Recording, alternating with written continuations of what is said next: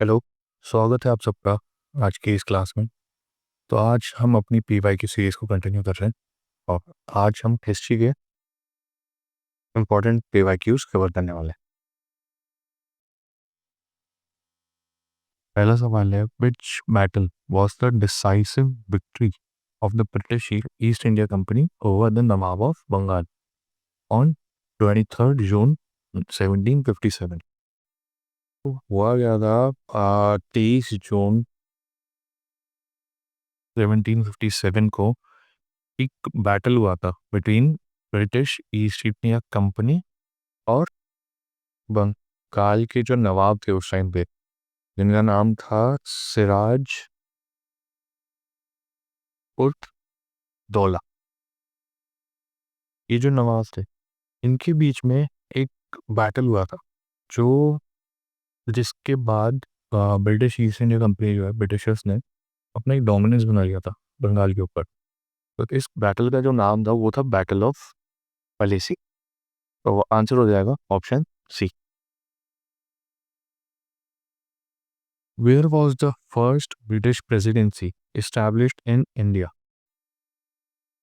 India में जो सबसे पहली ब्रिटिश प्रेसिडेंसी थी वो कहाँ इस्टेब्लिश हुई थी? तो वो इस्टेब्लिश हुई थी सूरत में। तो ये हुआ था 1615 और 18 के बीच। थॉमस रो नाम के ब्रिटिशर थे, वो जहांगीर के कोर्ट में आए। जहांगीर का जो कोर्ट था वो आए थे और उससे इनको कंपनी को राइट्स मिले थे और ट्रेड ट्रेड के लिए राइट्स दिए गए थे। और जो ऑर्डर था एंट्रीज का देश में एंट्री के लिए, वो पोर्चुगीज को, डच, ब्रिटिशर्स या इंग्लिश कह लीजिए, ब्रिटिशर्स हैं वो, डेन्स और फ्रेंच लोग, इन सबको ये ऑर्डर ऑफ एंट्री मिली थी। आंसर हो जाएगा ऑप्शन सी। सूरत में सबसे पहली प्रेसिडेंसी इस्टेब्लिश की गई थी। The first factory of Bengal was established set up on the banks of the river Dash in 1651। सबसे पहली इंग्लिश फैक्ट्री कौन सी नदी के किनारे बसाई गई थी? तो ये बसाई गई थी हुगली रिवर के बैंक्स पे। और ये जो कंपनी थी ये बनी थी 1651 में, 1651 में इसको बनाया गया था। ये सबसे पहली इंग्लिश फैक्ट्री थी जिसको बनाया गया था, और ये फैक्ट्री 1690 तक यूज़ में रही, जिसके बाद इसको बंद करके कैलकाटा शिफ्ट कर लिया गया। 1651 से 1690 तक इस फैक्ट्री को यूज़ में किया गया था। ये यहाँ पे हमारा आंसर हो जाएगा option C, Hooghly. In which of the following places did the English open their factory in 1611 on east coast of India? कौन सी जगह पे भारत के ईस्ट कोस्ट पे इंग्लिश जो थे, ब्रिटिशर्स थे, उन्होंने अपनी फैक्ट्री ओपन करी थी 1611 में? तो हुआ क्या था, 1608 में ब्रिटिश ईस्ट इंडिया कंपनी जो है वो सूरत आई थी। 1608 में वो लोग इंडिया आ चुके थे सूरत में, सूरत गुजरात। पर जो पहली पहली ये फैक्ट्री थी वो मसूलीपट्टनम आंध्र प्रदेश में इस्टेब्लिश की थी। मसूलीपट्टनम यहाँ पे दिया हुआ है, मसूलीपट्टनम आंध्र प्रदेश में इस्टेब्लिश की गई थी। उसके बाद ये हुआ था 1611 में। 1612 में कैप्टन हॉकिंस जो थे उनको भी परमिशन मिल गई थी जहांगीर के द्वारा कि सूरत में फैक्ट्री डाली जा सके। तो 1608 में पहली बार ईस्ट इंडिया कंपनी इंडिया आई, पर जो पहली फैक्ट्री है वो मसूलीपट्टनम आंध्र प्रदेश में स्टैब्लिश की गई थी। तो यहाँ हमारा आंसर हो जाएगा option B, Masulipatnam. Who discovered the sea route to India? India पहुंचने का जो सी रूट है वो किसने डिस्कवर किया था? किसने डिस्कवर किया था? वो डिस्कवर किया था वास्को डिगामा ने। और ये जो सी रूट है ये इन्होंने डिस्कवर किया था 1498। ये पोर्चुगीज हैं, वास्को डिगामा पोर्चुगल लिस्बन के रहने वाले हैं, और वहाँ से इन्होंने अपनी जर्नी स्टार्ट की थी। और ये इंडिया सबसे पहले कोझी कोडे, जो कि केरला में, वहाँ पहुँचे थे। और इनका जो स्वागत है वो किया था उस टाइम पे जो रूलर थे समोरिन, इन्होंने। और इनके ही ऑर्डर पे एक डायरेक्ट ट्रेड लिंक बनाया गया था बिटवीन पोर्चुगल और इंडिया। पोर्चुगल एक यूरोपियन कंट्री है, तो एक डायरेक्ट रूट बनाया गया था पोर्चुगल और इंडिया के बीच में। और ये सबसे पहला मौका था जब ब्रिटिशर्स पानी के रूट से इंडिया आए थे। अब यहाँ पे एक और दिया गया है, Ibn Battuta. Ibn Battuta Morocco से इंडिया आए थे, और ये एक मुस्लिम ट्रैवलर हैं। इन लोगों, ये एक्चुअली एक राइटर भी हैं, इनकी एक किताब है वो बहुत फेमस है, रिहला। रिहला नाम की इनकी किताब बहुत फेमस है। और ये मोरक्को से इंडिया आए थे। क्रिस्टोफर कोलंबस, जैसा कि हमें पता है, इन्होंने ये भी इंडिया की खोज में ही निकले थे। ये वो है अमेरिकन में। और Hyun Tsang, Hyun Tsang actually Chinese है, चाइनीज़ पिलग्रिम है। पिलग्रिम है जो कि अ,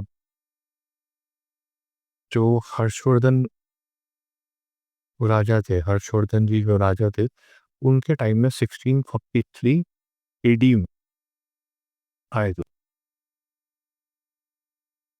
और इनका मेन जो था जो वर्क है वो बुद्धिस्ट स्क्रिप्ट से ही रिलेटेड था। इनका एक ये इंडिया में लगभग 15 साल तक रहे थे।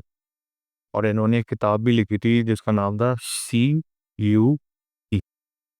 ये किताब का नाम है CUP। और ये इंडिया आए थे 1640।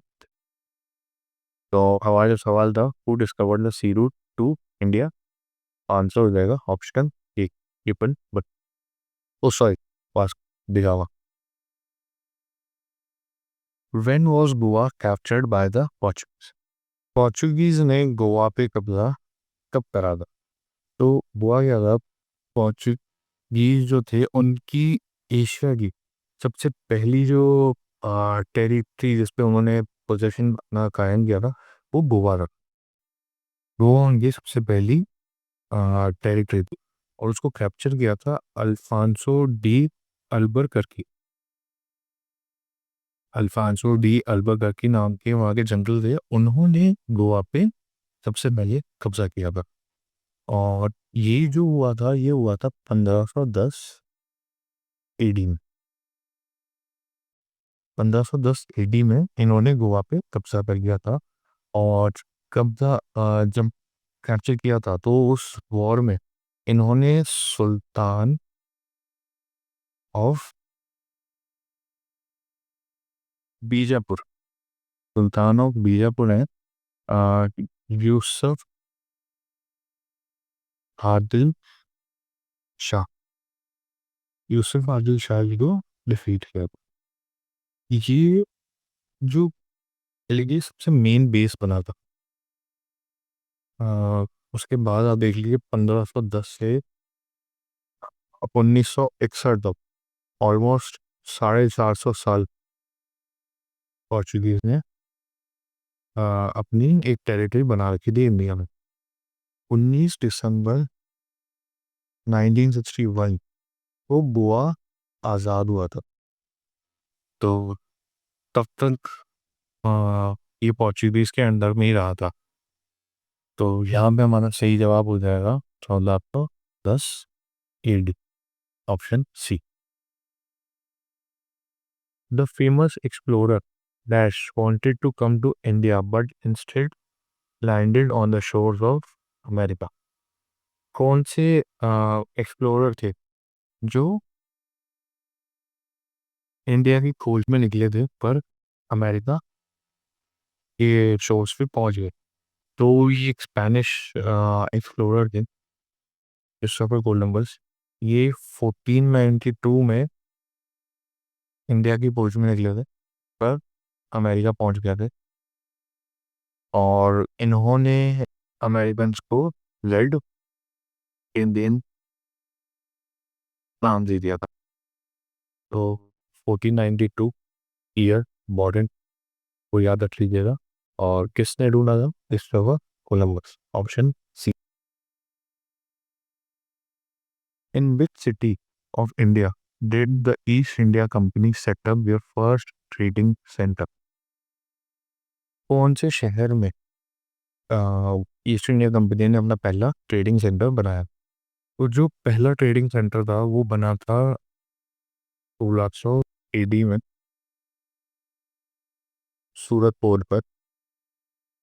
सूरत का जो पोर्ट है वहाँ पे सबसे पहला trading centre of English Britishers का पहला ट्रेडिंग सेंटर बना था।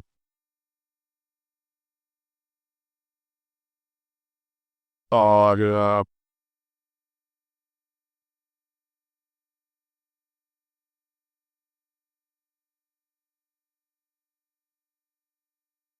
तो जो यहाँ पे जो हमारा आंसर हो जाएगा वो हो जाएगा ऑप्शन डी, सूरत। ये ट्रेडिंग सेंटर तो बना था 31 दिसंबर 1600 AD। Queen of England was crowned the empress of India in dash. Queen of England जो थी उनको इंडिया का एम्प्रेस 1877 में बनाया गया था। और ये जो इनको टाइटल था वो दिया था बेंजामिन डिसरेली। बेंजामिन डिसरेली जो कि प्राइम मिनिस्टर थे उस टाइम पे यूके के। इन्होंने ये क्वीन विक्टोरिया को, जो उस टाइम पे क्वीन थी इंग्लैंड की, ये टाइटल दिया था। हालांकि इंडिया ऑलरेडी जो कहते क्राउन के कंट्रोल में था, पर उसके बाद ये जो टाइटल था एम्प्रेस जो ऑफिशियली बनाया गया था क्वीन ऑफ इंग्लैंड वो 1877 में बनाया गया। आंसर हो जाएगा option C. Dash was form to trade with East Indies but at the last its trade was limited to China and Indian subcontinent. एक कंपनी स्टैब्लिश की गई थी जिसका मेन जो टारगेट था वो ईस्ट इंडीज के साथ ट्रेड करने का था। पर अंत में ये जो कंपनी थी वो सिर्फ चाइना और इंडियन सब कॉन्टिनेंट में ही ट्रेड करने की ये कहती। तो ये जो कंपनी थी उसका नाम था ईस्ट इंडिया कंपनी। इसको मेन सिर्फ ट्रेड के लिए ही फॉर्म किया गया था ताकि वो एक ट्रेड रिलेशनशिप डेवलप कर सके। तो इसको बनाया था, तो इसके फाउंडर थे वो थे जॉन वॉक्स। इन्होंने 1600 में 1600 AD में इस कंपनी को बनाया था। और इस कंपनी का जो हेडक्वार्टर था वो था लंदन यूके। लंदन यूके इस कंपनी का हेडक्वार्टर था। आंसर हमारा हो जाएगा East India Company, option C. East India Company was granted the royal English royal charter by Queen Elizabeth on 31 December batch. Queen Elizabeth ने ईस्ट इंडिया कंपनी को एक इंग्लिश रॉयल चार्टर दिया था। अब ये जो इंग्लिश रॉयल चार्टर है, इससे इनको परमिशन मिल गई थी टू ट्रेड। इनका जो ट्रेड था, ईस्ट और वेस्ट इंडिया के ईस्ट और वेस्ट कोस्ट में जो ट्रेड कर रहे थे ये लोग, उसको ऑथराइज करने के लिए एक इंग्लिश रॉयल चार्टर वो दिया था। तो ये कब दिया था? ये जो चार्टर है वो ग्रांट किया गया था 31 दिसंबर 1600 को। इस तारीख को ये परमिशन इनको मिली थी। और सबसे पहले जो शिप पहुंचे थे इंडिया में, वो पहुंचे थे 1608 एडी में at the port of Surat.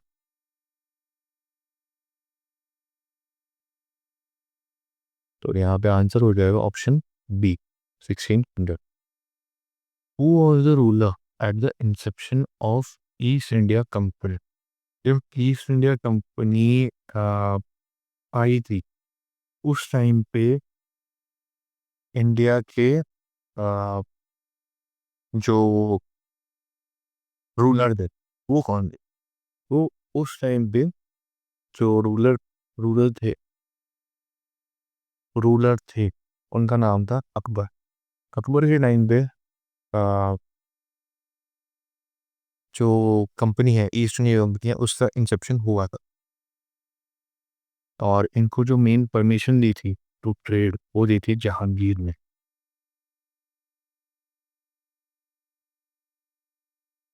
तो ये याद कीजिएगा, जब इंसेप्शन हुआ था तब जो एम्पर थे वो थे अकबर, ऑप्शन बी।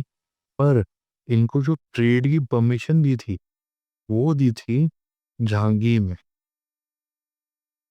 जहांगीर के टाइम पे ही इनको ट्रेड की परमिशन मिली थी। आगे बढ़ते हैं। Before the rule of East India Company, India use to export soft clothes made of which fabric?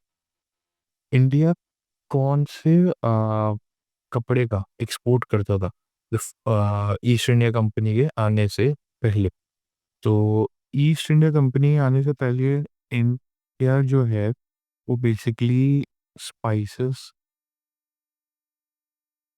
Salt, Indigo die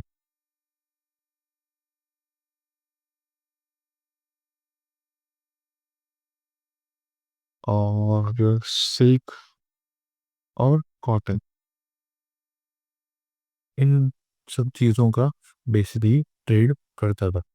तो इनमें से दो जो कपड़े थे, सॉफ्ट क्लोथ थे, उनका नाम था सिल्क और कॉटन। इन दो का ट्रेड इंडिया करता था। तो ऑप्शन हमारा हो जाएगा यहाँ पे option D, silk and cotton.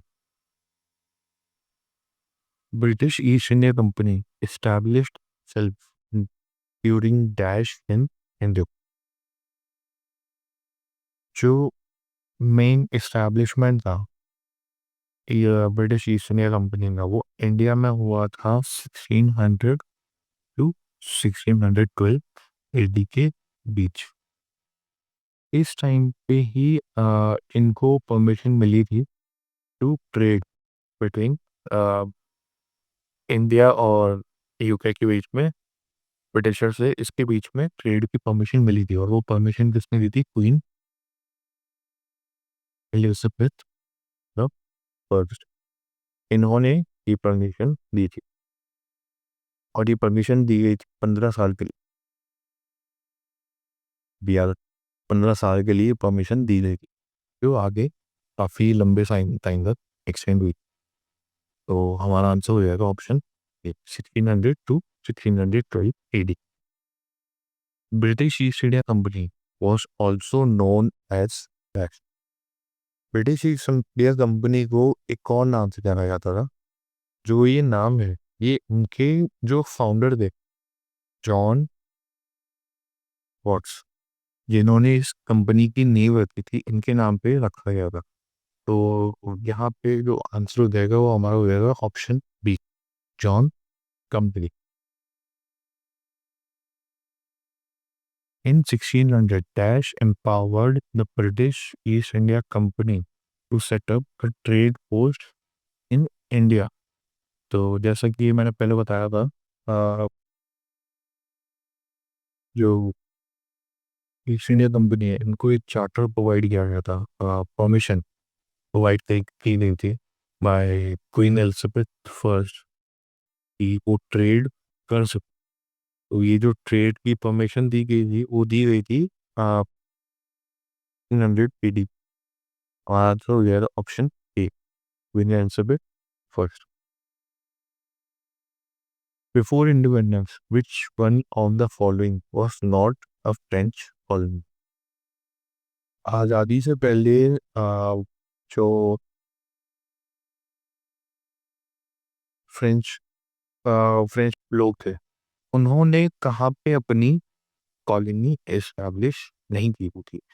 तो फ्रेंच जो थे उन्होंने अपनी जो ट्रेडिंग स्टेशन ये ली थी या कॉलोनीज है वो मेनली एस्टैब्लिश की थी सूरत,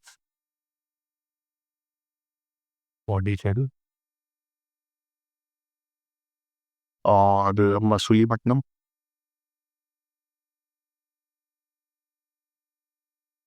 मसूलीपट्टनम, चंद्रा नगर, यहाँ पे इन्होंने अपनी ट्रेडिंग स्टेशंस इस्टेब्लिश किए थे। और इसके अलावा इन्होंने वॉर के थ्रू भी कुछ जगहों पे कब्जा करा था, जैसे कि माहे और कराईकल, यमन। इन तीन जगहों को इन्होंने वॉर के थ्रू कैप्चर किया था। पर इसमें से दो जो जगह हैं, गोवा और पटना, यहाँ पे कभी भी जो फ्रेंच एक कंपनी थी, फ्रेंच कंपनी जो आई थी, उसका कभी भी कोई कब्जा नहीं रहा। तो यहाँ पे हमारा ऑप्शन आंसर हो जाएगा option B and D, Patna और Goa. In 1662, Portugal has gifted which Indian city to the British King Charles II as part of the dowry of sister of the King of Portugal? तो वो जो राजा थे 1962 में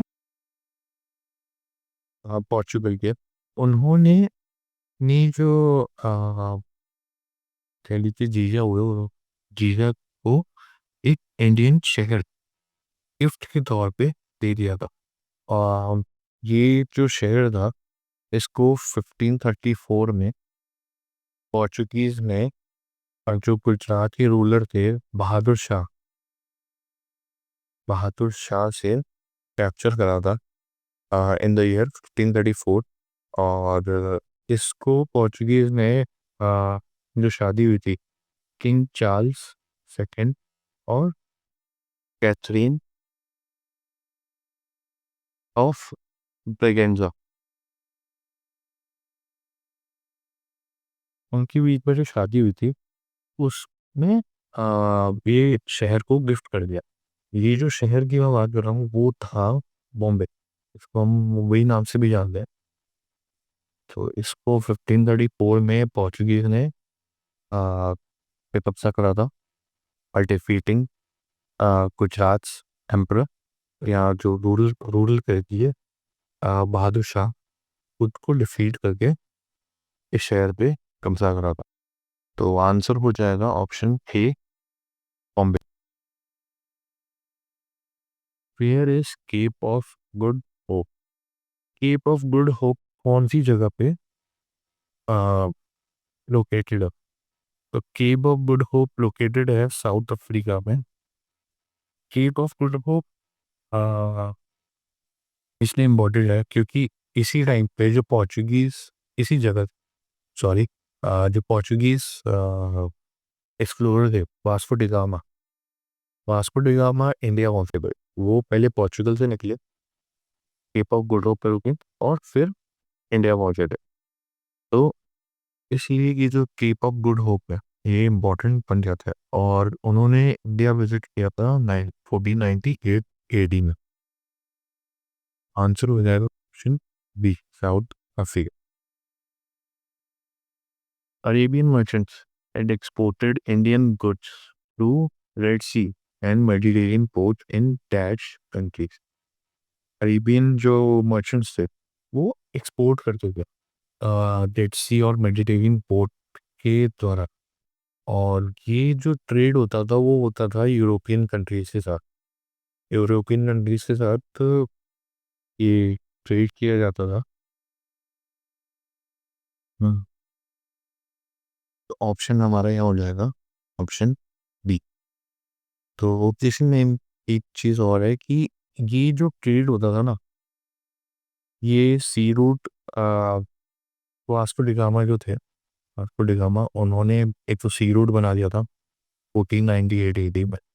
plus ये जो वाया सी जो के डिस्टेंस था वो बहुत लंबा था, तो इसीलिए स्विस कैनाल का बनाया गया था। वो बनाया था 1869 में। तो उसने क्या करा था, मेडिटेरियन सी और रेड सी इन दो को कनेक्ट कर दिया था। आ, इससे क्या हुआ था, जो यूरोप और इंडिया के बीच का डिस्टेंस है ना वो 7,000 किलोमीटर से कम हो गया था। तो स्विस कैनाल को ये भी याद दीजिएगा, इसके डिस्टेंस जो कम करने का काम किया था इसने, ट्रेड को और तेज फास्ट बनाने का काम किया था। यार जो हमारा आंसर है वो इस क्वेश्चन का हो जाएगा option B, European. Goa was conquered by dash in 1510 AD. तो गोवा को जो कैप्चर किया था वो कैप्चर किया था पोर्चुगीज ने, ऑप्शन डी, 1510 में। इसको कैप्चर किया गया था अल्फांसो पॉन्सो डी अल्बुकर्क के द्वारा 1510 में, 1510 एडी में। और इन्होंने जो कैप्चर किया था वो कैप्चर किया था बाय डिफीटिंग जो सुल्तान थे विजयपुर के, जो सुल्तान थे अ, इस्माइल आदिल शाह, इनको डिफीट करके, पोर्चुगीज मैन गोवा को कॉन्कर किया था 1510 ईडी। तो आंसर हमारे यहाँ हो जाता ऑप्शन डी। और इन्होंने एक चीज़ और ध्यान रखिएगा, ये जो थे अल्फांसो डी अल्बुकर्क, इन्होंने ही जो ब्लू वाटर पॉलिसी थी, जो ब्लू वाटर पॉलिसी थी उसको इन्होंने ही इंट्रोड्यूस किया था।